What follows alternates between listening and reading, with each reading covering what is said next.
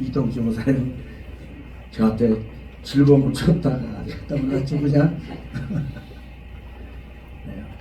오늘 이 찬양이 오늘 말씀과 잘 결부돼서 큰 은혜가 되기 바랍니다. 우리가 늘 계대 믿음, 계대 축복을 이야기해요. 우리 믿음이 후손에게, 우리의 축복이 후손에게 더 나은 모습으로 되어지길 원하는 마음이 있어요. 믿음의 사람이라면 사실 모세 역시도 그런 간절함이 있어요. 오늘 이 신명기는 바로 그런 모습이에요. 그러니까 특별히 32장은 모세가 이제 40년 동안 이스라엘 백성을 광야에서 인도하면서 지도자로 살다가 이제 120세가 되어 자신에게 생일을 마감한 죽음을 앞두고 자신의 생일을 또한 이스라엘 백성들을 돌아보는 그런 과정들을 다 말씀하면서 하나님의 보호하심과 인도하심을 통해서 다시금 그 백성들에게 앞으로 이렇게 살아 이렇게 하나님의 은혜 가운데서 복을 누리며 살아 하는 이런 권면을 어떻게 보면 조금 부탁의 내용들이 바로 신명기 30장이고 32장이고 모든 신명기가 바로 그런 모습입니다. 그래서 자신이 오늘 이 모세의 노래입니다. 그러니까 자신이 이런 삶의 고백을 하면서 그 모든 과정들을 이야기할 때 이스라엘 백성들도 광야 살이지만 우리가 이렇게 살았었지 하면서 그게 다 하나님의 은혜였구나 알고, 그러면 이제 가나안 땅에 들어가서 하나님의 축복의 땅에 들어가서 하나님의 허락하신 약속의 땅에 들어가서 이렇게 살아야 되고 앞으로 우리 후손들이 이렇게 살고자 하는 그런 마음들을 갖게 하고 그렇게 권면하는 것이 바로 이 말씀입니다. 그래서 오늘 이 궁극적 목적은 바로 이스라엘 백성이 이런 계대 믿음과 계대 축복 가운데 살아가기를 원한다 하는 것입니다. 그래서 오늘 30장 3절 말씀 보면 어디 말하냐, 내가 여호와의 이름을 전파하리니 너희는 우리 하나님께 위엄을 돌리자다. 그러니까 내가 그 하나님의 말씀을 전하고 하나님의 말씀을 할 테니까 너희들은 이 말씀을 잘 듣고 하나님께 영광을 돌리라 하는 말씀이죠. 그래서 자신이 체험한 그 하나님, 그리고 그 하나님께서 자기 백성을 어떻게 이끄셨는가에 대해서 말씀하는 40절까지 쭉 말합니다. 오늘 세상은 척박한 황무지요 불모지와 같습니다. 사나운 포식자, 굶주리는 짐승들이 울부짖는 광야입니다. 사망의 정이 있고 원무가 있고 또 함정이 있습니다. 그래서 10절을 보니까 여호와께서 황무지와 짐승이 부르짖는 광야에서 그 백성을 만나 주시고 보호해 주시며 어떻게 자기 눈동자같이 지키셨다 말씀합니다. 우리 신체 가운데 가장 빨리 제일 빨리 반응하는 것이 어디 가세요? 또 소중한 것이요. 눈동자. 또 가장 여리고 약한 곳이 또 이곳이요. 눈입니다. 그래서 이 눈동자에게는 2중, 3중으로서 보호장치가 있고 안전장치가 다 마련되어 있습니다. 그래서 눈썹을 통해서 먼지나 이것들이 이물질이 들어가지 않게 하고 눈썹을 통해서. 또 어떤 상황이 벌어질 때 가장 먼저 반응하는 0.01초 만에 반응하면서 위험을 눈 딱 감기고 하는 것들. 그래서 뭐 티끌이라는 것도 저기 뭐가 날라와서 위험하다 싶으면 가장 먼저 눈을 감습니다.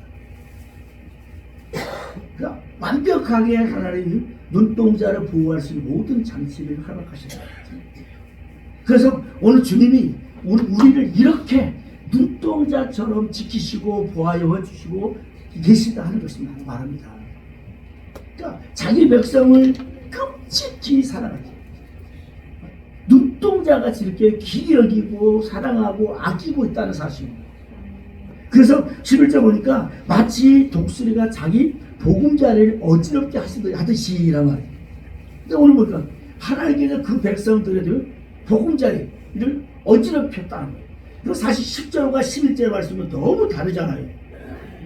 10절에서는 이렇게 이런 위험 속에서 이런 힘겨움 속에서 자기 눈동자까지 살아가신 것 같아 아껴시고 보호하시고 이렇게 이끄셨는데 그런 사랑을 함께 하는데 오늘 11절 말씀 보면 독수리가 보금자리를 흐트러보는 것처럼 어디 그렇게 한다고.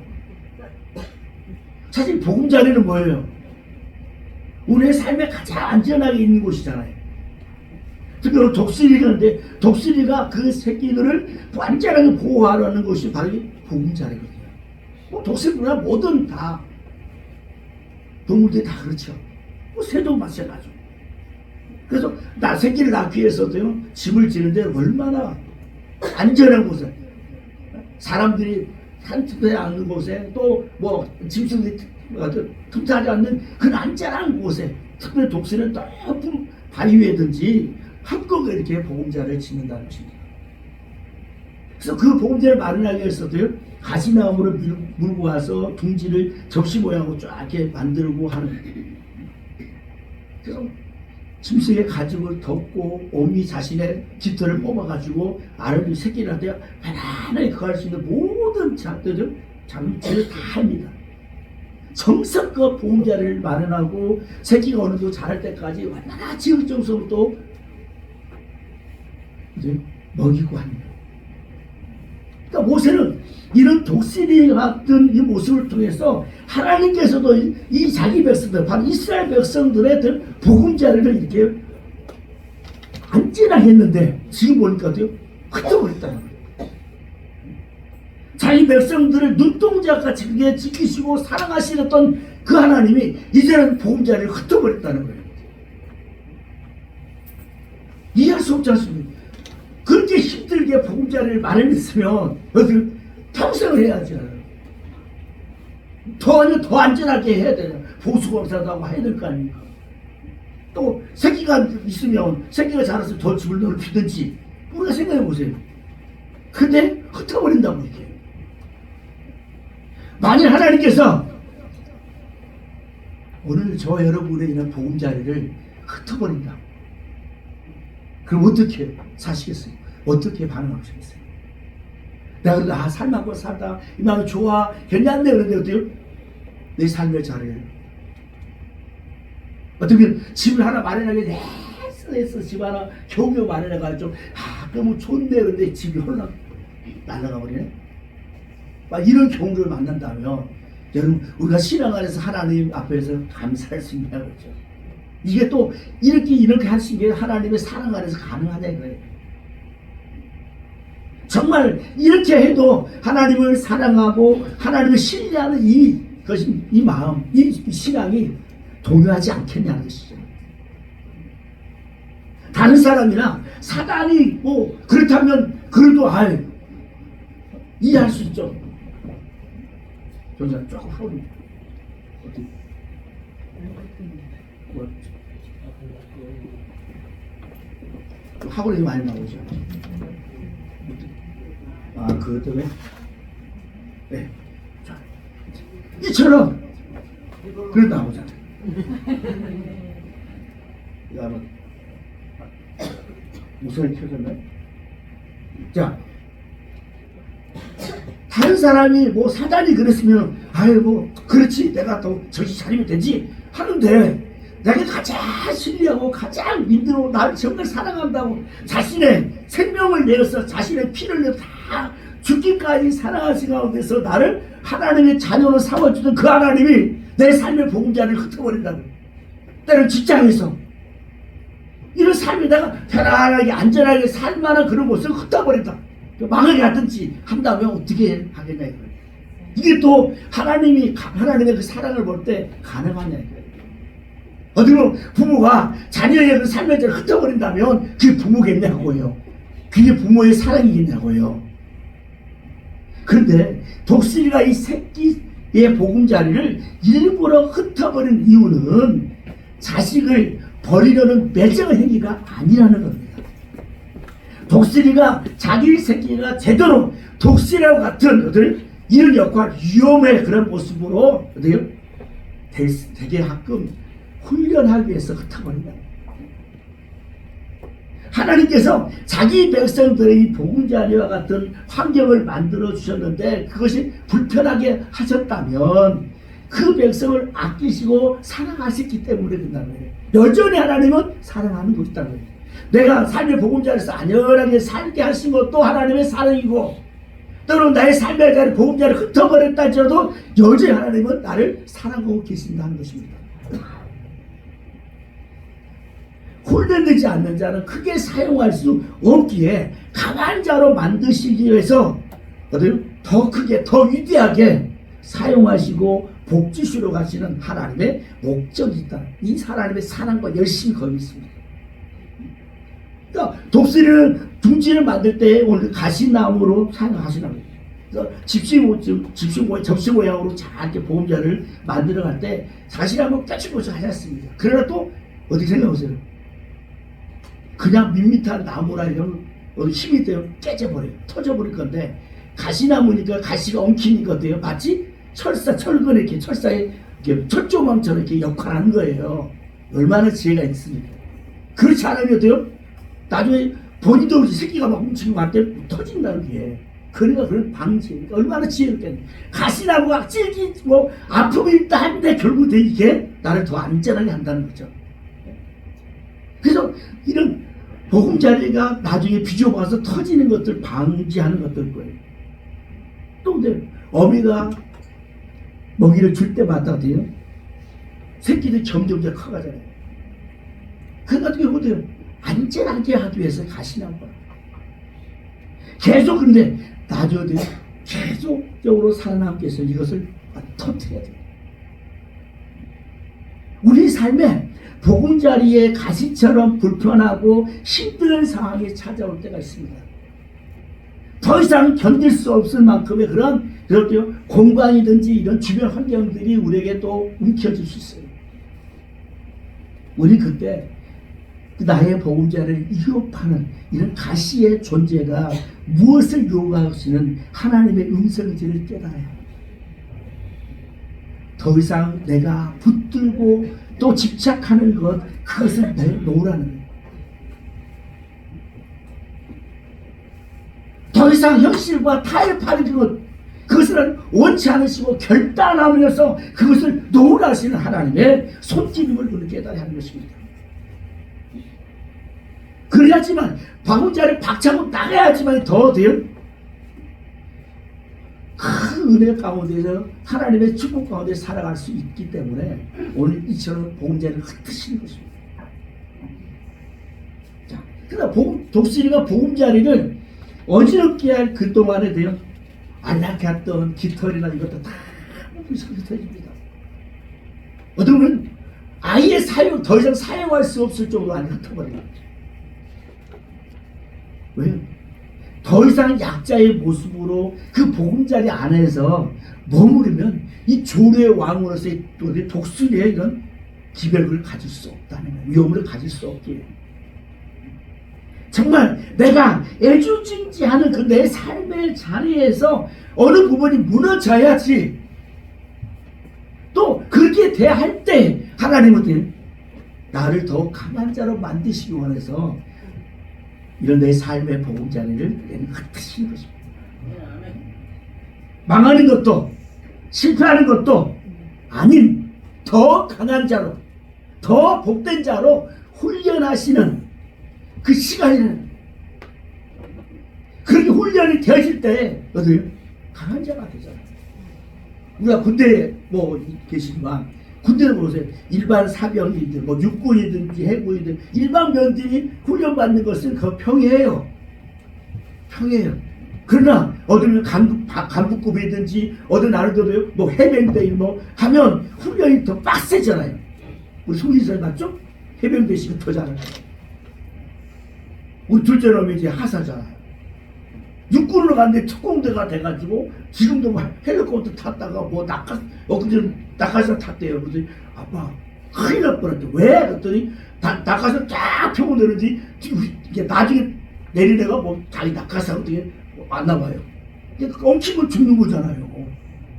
공직에서 그 소리 아찔하더라고. 아유 하나님 저기도 해야 돼. 더 빡세게 해야 되겠다. 근데 다행히도 싹 이게 피키 갔대요.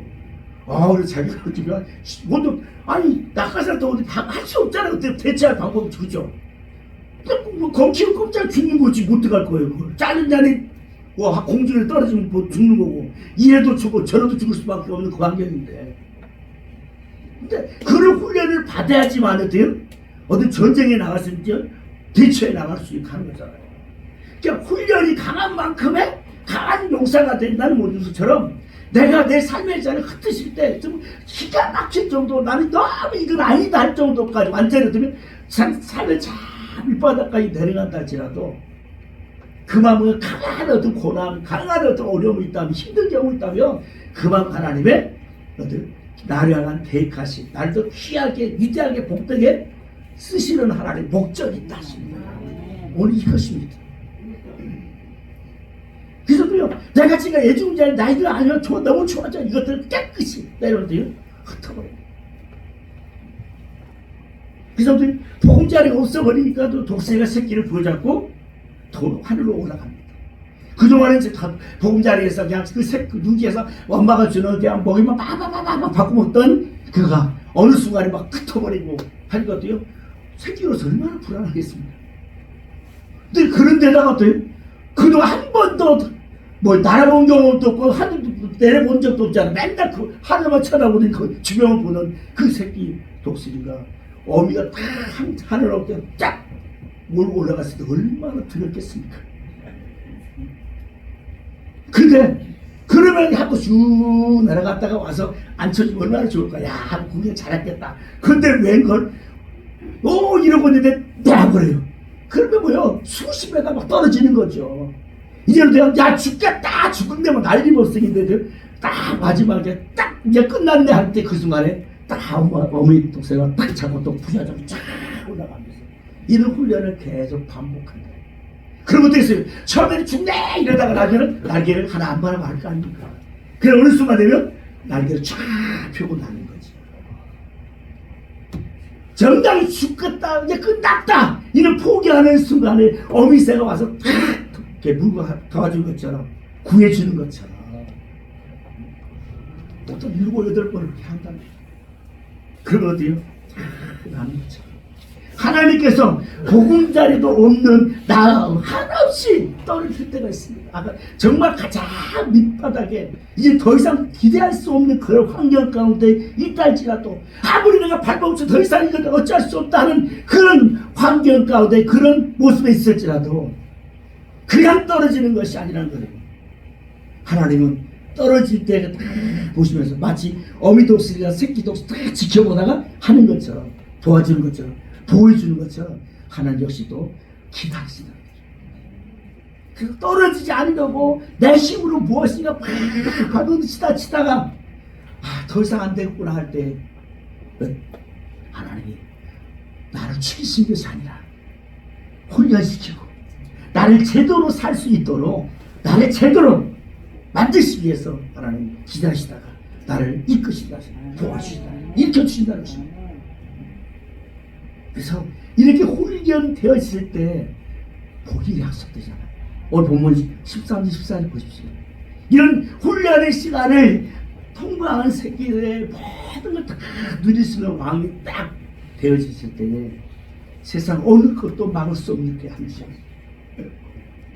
온상 속에 화초처럼 위태하태한 자가 아니라 복음자를 박차고 이제는 강한 자로서의 세워진 자에게 준비하신 하나님의 복이 있다는 것입니다.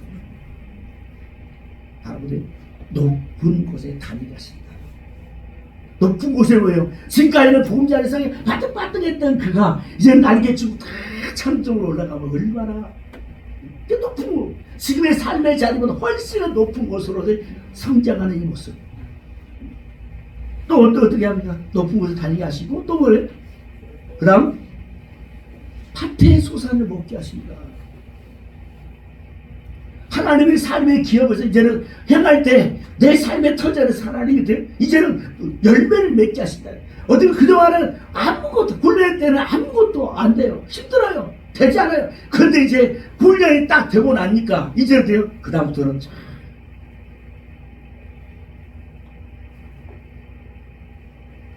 특공부 노력이 많은 과거에 저희 이제 특공대 출신이 있었어요. 그 친구가 이야기하는 거예요.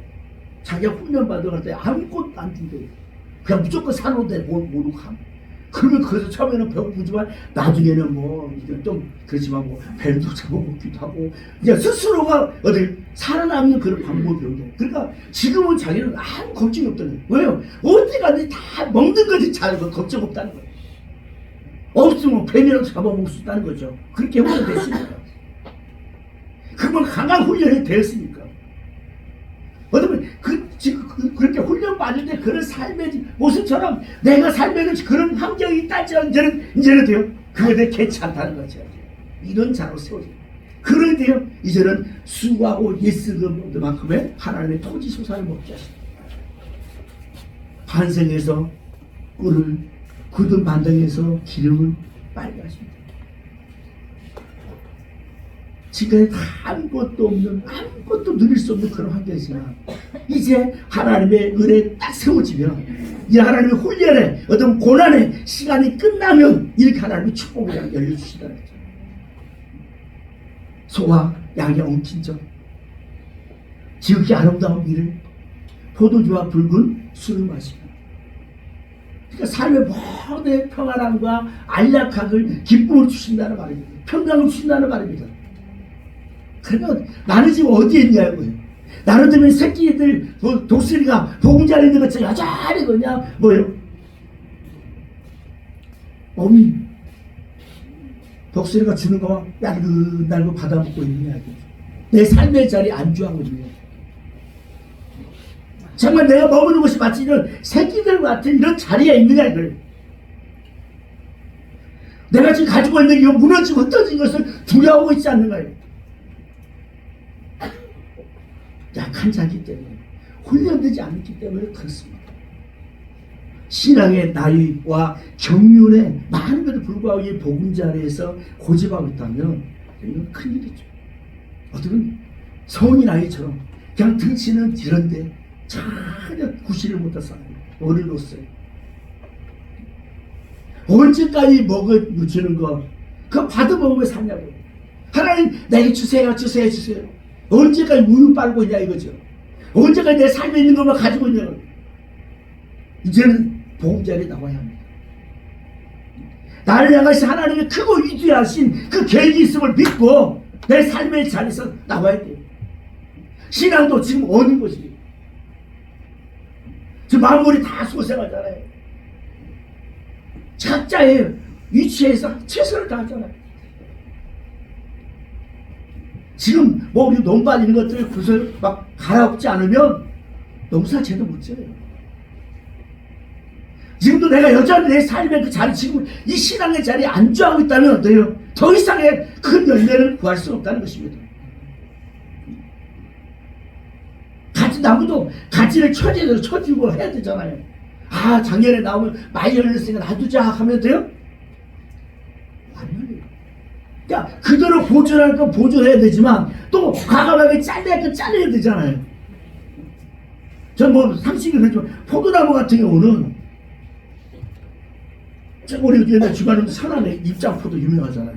그 천안에 주말농장이 있어가지고 이제 집사님이 좀 목사님 좀 이렇게 읽어서 이렇게 하라고 그래서 천안까지 다녀봤어요. 근데 지금쯤 이제 하면 포도나무에 원 가지만 있고 원 줄기 뭐 통만 있지 가지 작년에 열매 맺었던 가지가 하나도 없어 처음에는. 그래서 아니 뭐 이렇게 다 잘라버리고 어떻게 포도나무 열라고 그러냐고 그랬더니 이게 좀 지나니까 사실 쫙 나오면서 야 순식간에 막 포도가 열리는데 얼마나 잘 열리는지 그래서 물어봤어요. 그랬더니 이거는 잘릴 때 과감하게 안 찔면 안 되는 거예요. 아 저 올해 작년에 많이 열렸지 이거 놔뒀다면 그 열매 안 맺힌다는 거예요. 잘릴 때 확실히 잘라버린다고. 아낌없이 아까워지 말고요. 맞습니다. 하나님 이런 우리의 삶에 모든 계획이 있어요. 그래서 내가 버리고 잘릴 거 자르고 하나님 일만 했으면 그때는 버리고 아픈 거죠. 내가 좋아하는 거잖아요. 버리고 아까운 게잖아요. 내가 좀 있어야 될 거 필요하기 때문에 아끼고 하는 거지 필요 없으면 버려버리죠. 근데 그게 내가 좋지만 결국 나를 썩게 만들고 나를 연약한 자리에 있게 한다면 버려야 됩니다. 잘라야 되는 것입니다. 우리 신앙으로 살고자 이미 결단했지 않습니까? 그러면 신앙의 길을 걸어가는 데 있어서 어디 불필요한 것들 자르는 거예요. 독수리가 가장 오래 산다고 합니다. 거의 70년을 산대요. 근데 70년을 살려면 한 40살, 우리나라 40살 되면 굉장히 길고 인생이 길어있습니다. 그때 이거 잘 훈련되고 다 자기를 가꾸지 않으면 그냥 한 1년 정도 살다가 죽는다네, 그대로. 근데 그 40살 될 때에 자기의 것들을 벗을 거 벗고 할 때 그걸 잘하면 70살, 30년을 더 사는 거예요. 어떻게 하는 것 같아요? 40살 되면 이 부리가 그냥 커져서 제대로 그냥 뭐 음식 먹고 이걸 못하는데 부리가 이렇게 내려앉아가지고. 그래서 이 부리를 어떻게, 우리 같으면 뭐 뽑기 다지면 안 되잖아요. 그러니까 막 바이트맨을 막 가르는데 이렇게. 그래가지고 이 부리가 어디요? 빠지고 나서 새롭게 부리가 나게 하고요. 또 발톱 역시 또 얼마나 딱 움켜져야 되는데 이게 오래되니까 발톱도 이게 꺾이는 거예요. 그러니까 제대로 못 잡죠. 이것도 어디요? 그걸 내가 뽑는 거예요. 우리도 손 하나, 손가락 하나 꽂고 얼마나 힘드니까. 가시 하나 꽂혀도 막 죽겠죠. 근데 이걸 뽑지 않으면 사냥도 제대로 못하는 거죠. 그래서 이 발톱 다 뽑는 거다. 그 고통을. 그리고 그것만 하면 되가 아니라 이제는 깃털 같은 것도 이제는 나이 늙었으니까 새 깃털 나기 위해서 뽑아야 돼. 부리로 뽑는 거예요. 그러니까 얼마나 고통스럽겠냐고. 그런 고통을 다 하고 나면 돼요. 이제는 부리가 또 자라고 발톱도 새로 나오고 깃털도 새로 나오면 그 다음부터는 활기차게 30년을 멋지게 70살까지 산다는 것입니다. 오늘 우리가 바로 이 자리에 지금 내가 좋은 거 버려야 될 거 아까워서 못 버리고 있다면 움켜쥐고 있다면 결국은 그 모양 그 꼴이라는 거죠. 결국은요.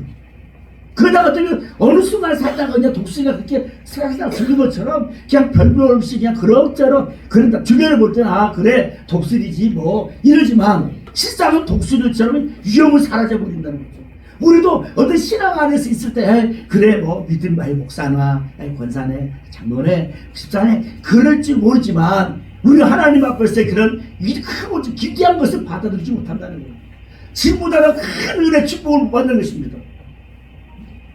그러니 오늘도요 복음자리 흩트는 것처럼 내 삶의 자리에서 늘 버릴 거 버리고 해야 된다는 것입니다.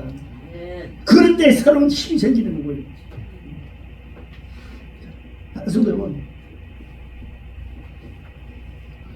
우리가 지금 강야 같은 삶의 현장이 있고 사방에 막혀있는 것처럼 더 이상 내가 나갈 수 없는 것처럼 보이는 그런 삶의 자리에 있다 할지라도 끝이 보이지 않는 터널 가운데 있어서 언제 이게 끝날까 하는 이런 암울한 이런 현실 가운데 있을지라도 우리 힘으로 어떻게 할 수 없는 그런 절망의 시간 가운데 있을지라도 나를 그 복음 자리에 두지 마시고 그 환경 그 처지에 두지 마시고 나는 이럴 수밖에 없다 하지 마시고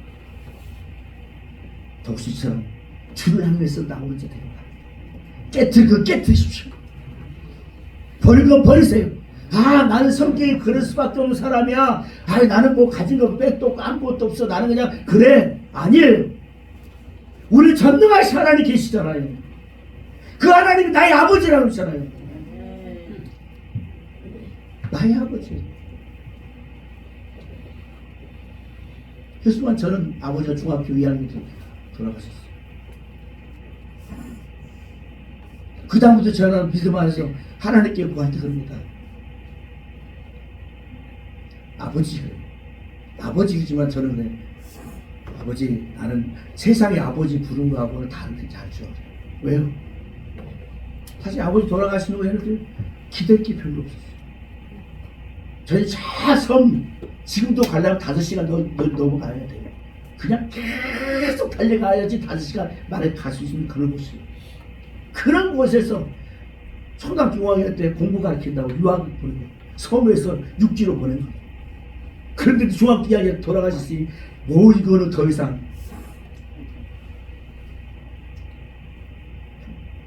그래서 누구 뭐 되도록 의지할 게 없어요. 그도 하나님이 붙드시라 가지고 때는 곁길도 가고 하지만 여전히 함께 하시는 그 하나님을 만나고 나니까 내 인생을 주께 맡게 되고 내가 주님이 이시도 내가 따라가야 되구나 하면서도요 긴 여기까지 온 거예요. 그래서 하나님 아버지 부를 때는 정말 내 아버지, 난 저는 육신 아버지 부르는 거 이상으로 불러요. 저는 그 마음 중심으로. 아직도 하나님 그러면 아버지 그러면 벌써 마음이 치료해져요.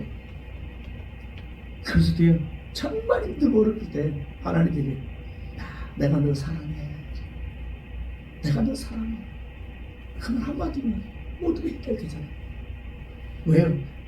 사랑한다면 내가 다 알고 있어. 다 내가 보고 있어. 내가 다 듣고 있어. 그러면 걱정하지 말라는 거잖아요.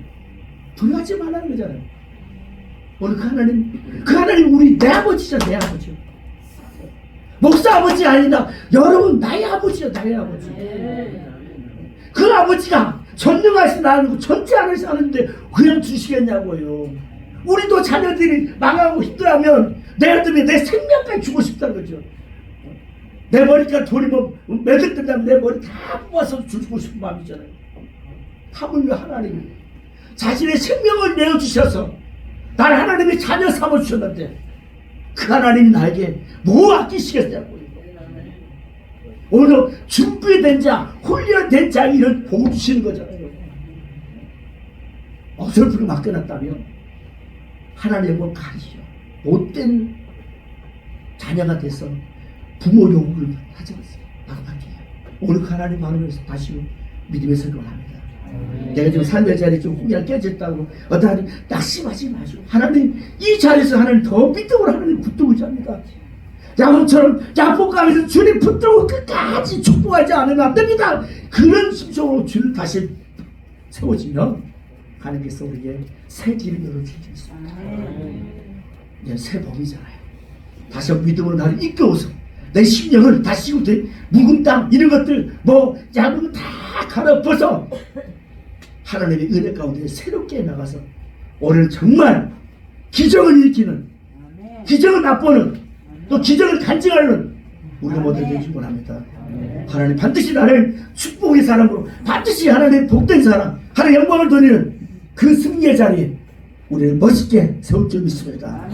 그 하나님으로서 끝까지 믿음의 승리자라고 살아가는 우리 모두에게 주의 이름으로 축원합니다.